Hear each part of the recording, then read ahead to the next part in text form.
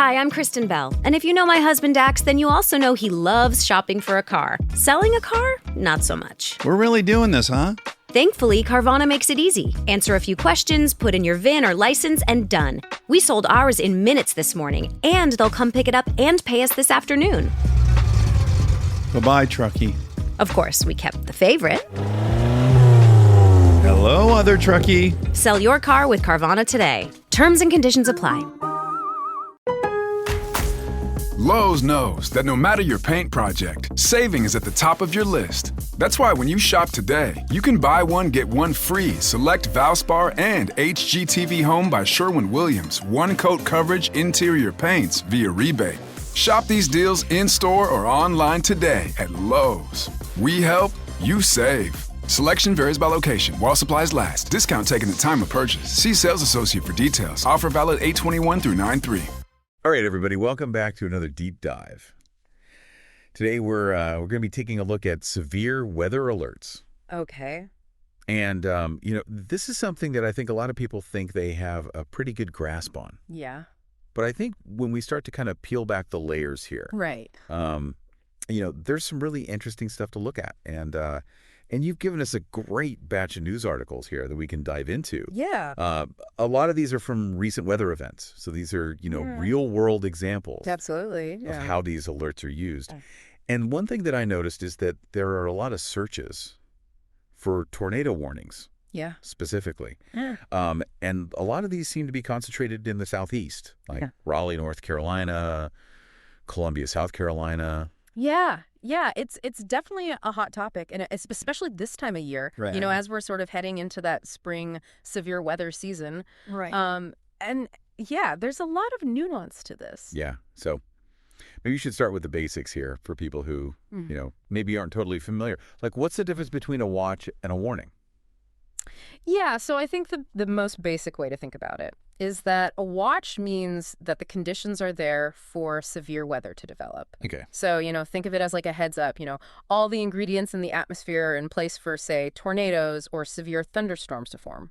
So it's not necessarily a guarantee, but it's more of a like, hey, Right. pay attention, Exactly. Yeah, keep an eye on the sky. Things could get interesting. Right, right. And then a warning, on the other hand, is when, it's actually happening. Right. A warning means that severe weather is happening now or is imminent. Got it. So that means, a tornado has been sighted or radar is indicating a severe thunderstorm.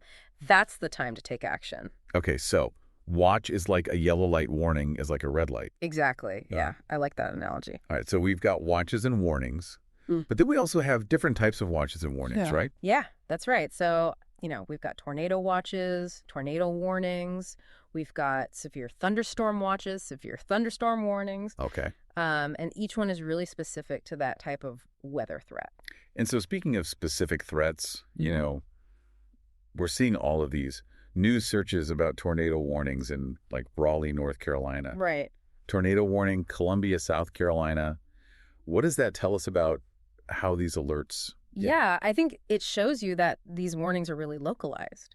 It's not like there's a tornado warning for the whole state of North Carolina or the whole state of South Carolina. Right. They're very tailored to specific areas where a threat is imminent. So just because you see a tornado warning for your county doesn't mean that the whole state's under a warning. Exactly. Yeah, it's really important to pay attention to the specific location that's mentioned in that warning. Okay, so we've talked about the different types of alerts. Yeah. But I'm curious about, like how these things are issued in the first place. Yeah. Like what kind of technology goes into determining, whether a watch or a warning needs to be sent out? Yeah, so, the big one is Doppler radar. Okay. That's a really key tool for meteorologists. It allows them to see the formation and movement of storms. They can even detect rotation within clouds that might indicate a tornado.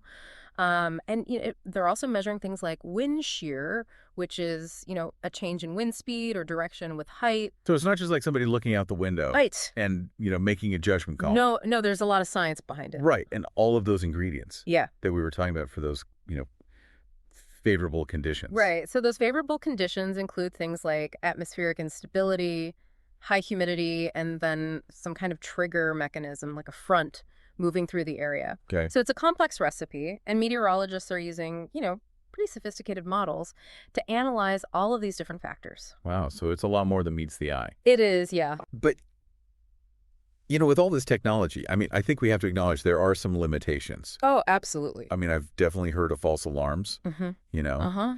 and sometimes it seems like a tornado can just pop up out of nowhere. Yeah. And, predicting the exact path and intensity of a tornado is incredibly difficult. Right.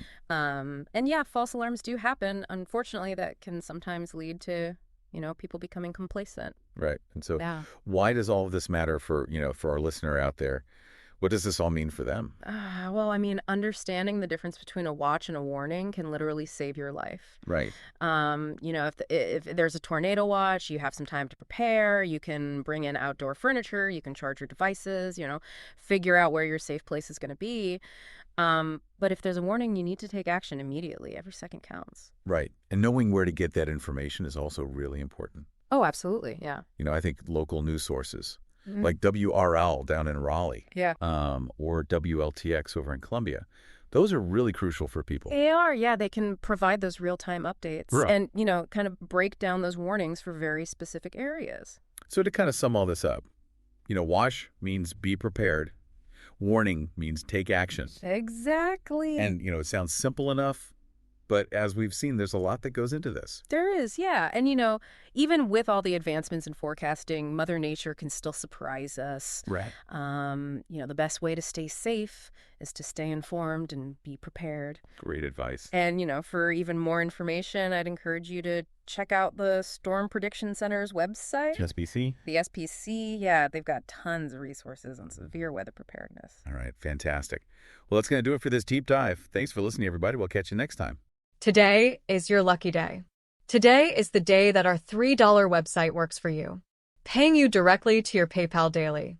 Imagine $3 ongoing continuous payments to your PayPal account. Imagine falling asleep and waking up to $300 in your PayPal account. How would this make you feel? How could this help you? What bills could you pay? What kind of fun could you have? What does that retirement look like now? All for a one-time payment of $3. This website is DFY done for you, fully built and completely hosted, and never stops collecting payments for you. You have spent $3 on coffee on a regular, but that coffee won't help you create multiple streams of income. Click the link below.